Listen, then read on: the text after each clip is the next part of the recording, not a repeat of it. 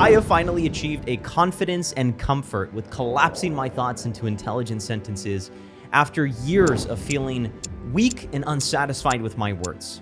I'll share with you how I've reset my mindset, how to stimulate high-quality thoughts, how to articulately present those thoughts, the strategy I use for addressing deficiencies in my speaking, and the simple action that overnight enriched my speech. But first, I wish to share how I categorize intelligent speaking. There exist three distinguishable types of intelligent speaking: expertise, expression, and extemporaneous. Expertise. It's easy to speak intelligently when you've had ample time to train, research, contemplate, and rework your thoughts on a particular subject. Consider your career, hobbies, or private studies. Expression is where one communicates in a situation that involves high emotion. Consider arguments, altercations, or moments of joy or misery. Extemporaneous is where one speaks on the spot with the intention of communicating an idea, vision, or value, often for the first time. According to a Harvard study, extemporaneous speaking accounts for upwards of 65% of our daily communication. I make this distinction between the three modes of intelligent speaking because I can't instruct you on how to better tell people to change their refrigerator water filters or how to persuade your partner to stop an unhealthy habit. I'm here because I deeply believe each person possesses a mind teeming with intricate, rich, dynamic thoughts that ought to be shared with the world. To share those thoughts extemporaneously in fresh environments with new people is our priority. Here's how I'm learning to do this for myself. The 3 M's of mindset. When many of us speak or dialogue with others, a great deal of our consciousness is directed inward on ourselves. That's this top gradient here, the first M, me. Am I making sense? Are people judging my words? Do I look nervous? What do I say next? And all kinds of self-sabotaging questions that we silently scream at ourselves. When your attention is in your own head, you cannot access the full intellect you possess in the same way you might be able to when you're alone, speaking your thoughts aloud. It's easier to feel smarter when there's no live accountability for your words.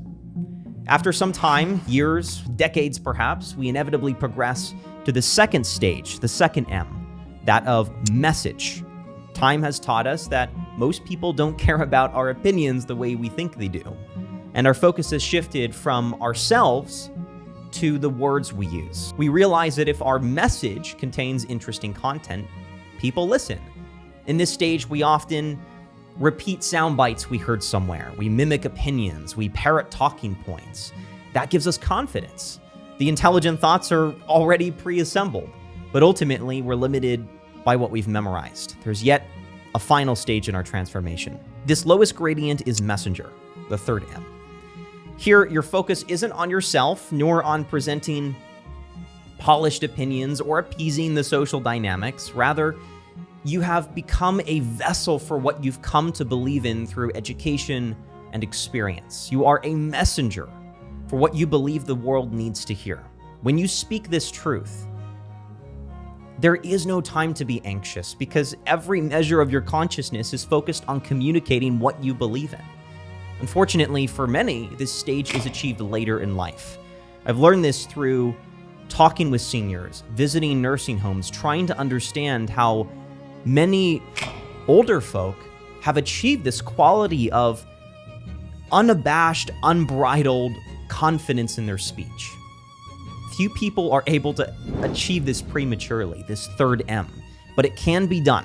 When I watch intelligent minds communicate, people like Steve Jobs, Bruce Lee, Martin Luther King, Muhammad Ali, I'm captivated by the light, penetrating, unshakable quality of their communication. Whether it's through the unconventional hand gestures, the quirky head movements, the bold opinions, all of it suggests they've been able to disconnect from the validation of others. They don't speak to impress, they speak to express what they believe in. This invites the question, how do we bypass the tyranny of me and artificial messages and graduate to this registry of messenger? While we can't put old heads on young shoulders, I can share the 2 actions that have helped me embrace the messenger. One is to create a value prism. A value prism is a value or belief collapsed into a sentence that you use to ground your mind before you speak. The unfocused, flailing thoughts of the mind are refracted through the mindset that this sentence creates. One of my value prisms is the sentence, I believe every person possesses a deep, rich consciousness that I can learn from. I silently repeat this before I speak, and it allows me to season my thoughts with curiosity, respect, and playfulness, which are among my core values.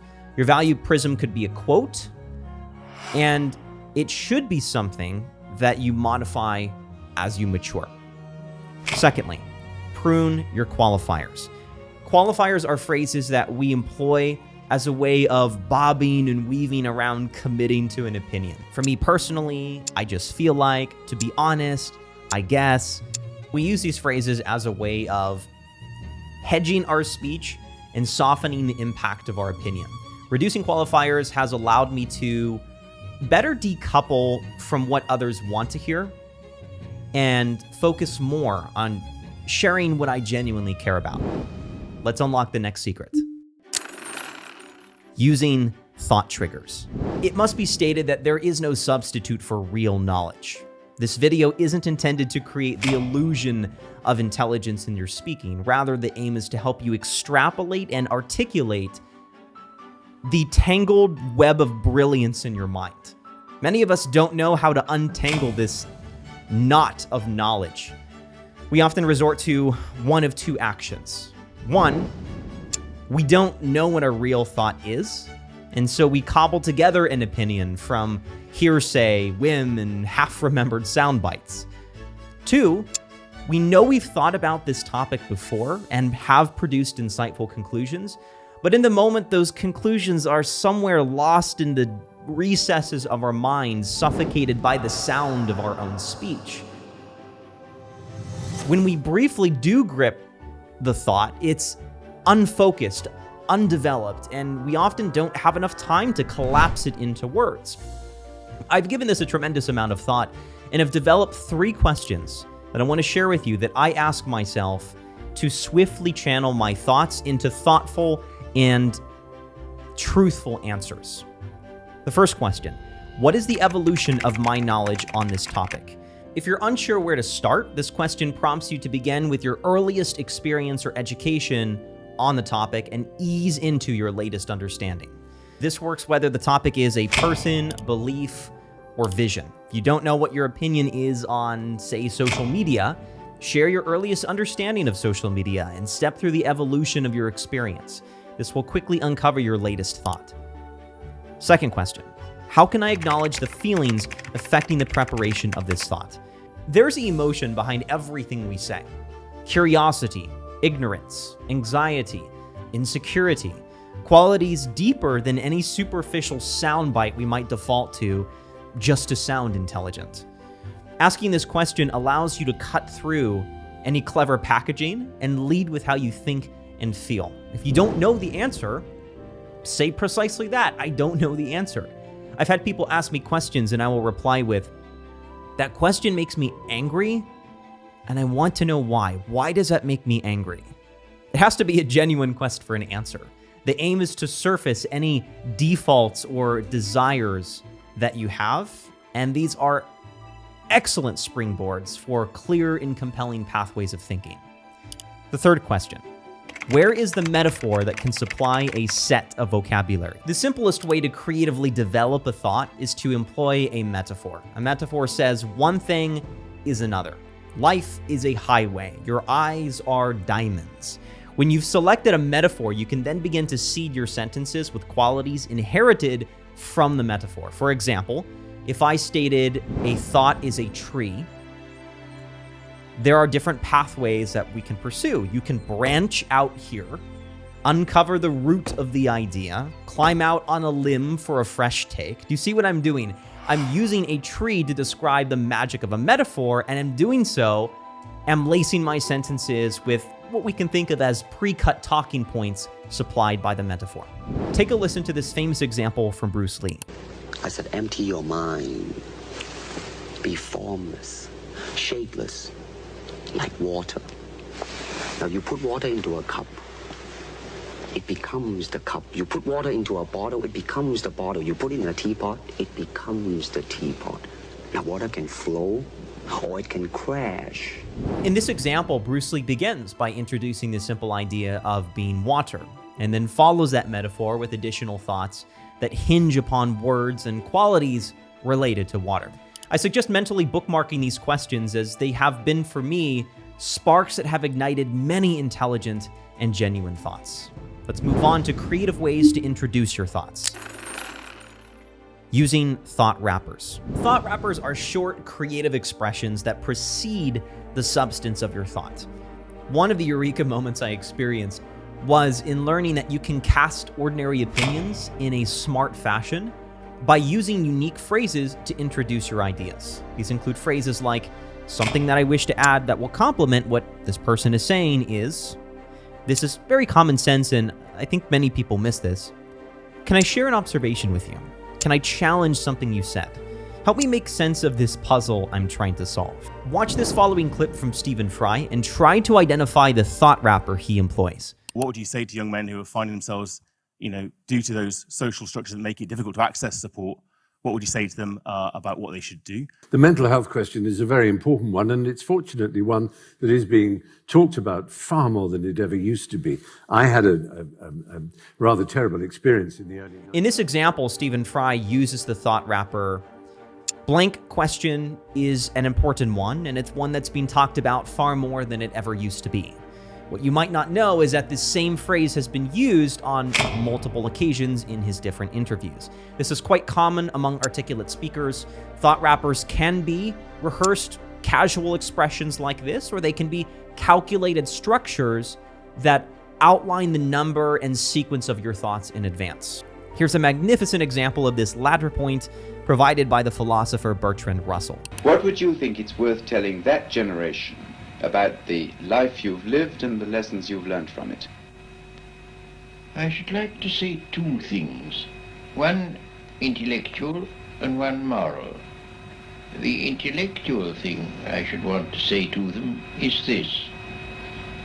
When you are... In this example, Russell uses a thought wrapper to lay an orderly foundation for how he should like to answer the question.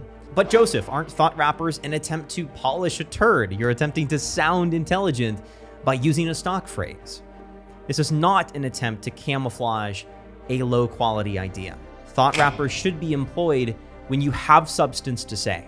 They're beneficial because thought wrappers allow you to introduce fresh and unordinary arrangements of words. That commands attention. You avoid blunt and obvious ways of introducing your thoughts and illustrate that you can think about your idea's relationship to the conversation. If you're interested, I've assembled a list of 30 thought wrappers sourced from history's greatest articulators that will be accessible below this video. Let's move to the fourth secret: conduct a post-speaking audit. Thus far, we've considered actions to take before speaking. However, my pivotal improvements came when I began auditing my verbal weaknesses after I spoke. The most common issue was word retrieval. This is where the right words don't come to you in the moment. It's frustrating but solvable. I've invented a process called the PSA, post-speaking audit. It consists of 4 stages. Step number 1, I will log the word or phrase I found unsatisfying or insufficient. Perhaps I couldn't think of the right word in the moment, or I wasn't careful with my words. I will record that pesky phrase using the Notes app on my phone. I recommend selecting just one verbal mishap to analyze per day. There are often dozens of these, and we have to be selective with our time. Step 2, later when I have time, I will re-deliver the pesky phrase out loud, pausing as much as I need to search for the most suitable word. I'll typically record the phrase using speechtexter.com or any app or website that allows you to see the words as you speak them. Step 3, after repeating the phrase, if I haven't yet arrived at the desired impact, I will spend a minute modifying my wording. Oftentimes I'll consult a thesaurus. If that doesn't yield results, I will copy the text and paste it into ChatGPT using the following prompt. This will be available below.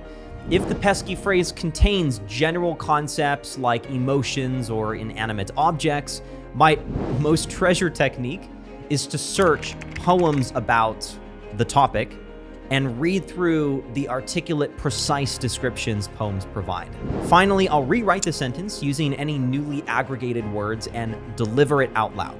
This entire 4-step process takes no more than 3 to 5 minutes. But Joseph, isn't this rather excessive? Learn to embrace the imperfect and crude nature of communication.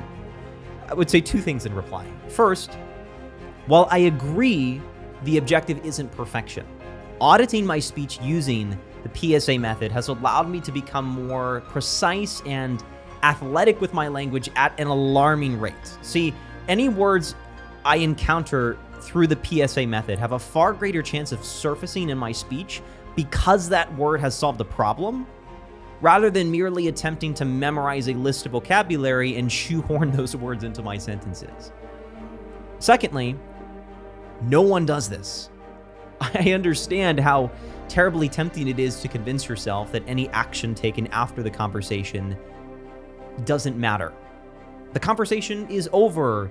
The sequence of sentences is not going to repeat. Why review it, particularly if it was an embarrassing scenario or an awkward choice of words? It's not about the granular details of the situation. It's about solving for gaps that exist between the layered, dynamic, multi-dimensional language of the mind, your thoughts, and the low bandwidth mechanism that is the spoken word, language. Let me illustrate this. Each time you speak, you're attempting to translate a rich, vibrant, colorful thought into words. Those words, your vocabulary, can be considered a box of crayons, each crayon representing a different word. If you have a small set of crayons consisting of the default color palettes, your attempts to match the vibrancy of your thoughts, translate that into words, is going to be limited, bland, and oftentimes unsatisfying. The PSA method is about expanding your crayon box, your crayon set, and coloring more articulate images with your words. Yes, it's true, the same conversation sequence may never repeat, but the underlying qualities, emotions, themes will surface again, and next time you can deliver those with more richness and vibrancy. Let's transition to the last, most valuable secret. Train to think forward, not fast. When we speak, unfortunately, it's instinctive for us to do so in a scattershot approach, a scribble of dizzying, winding words that lack direction, repeat, and spiral out of control. What makes intelligent speakers so magnificent is their ability to maintain forward momentum with their speech. I call this trajectory.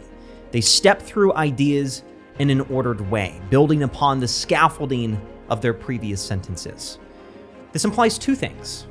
1, they can create order with their thoughts in advance. And 2, they are able to stay engaged on a train of thought for an extended period of time. There are 2 things that have helped me develop both of these abilities. The first is to commit to completing each sentence. The lack of direction in our speaking is often a product of us self-sabotaging our own thought process every time we're uncomfortable with our starting words.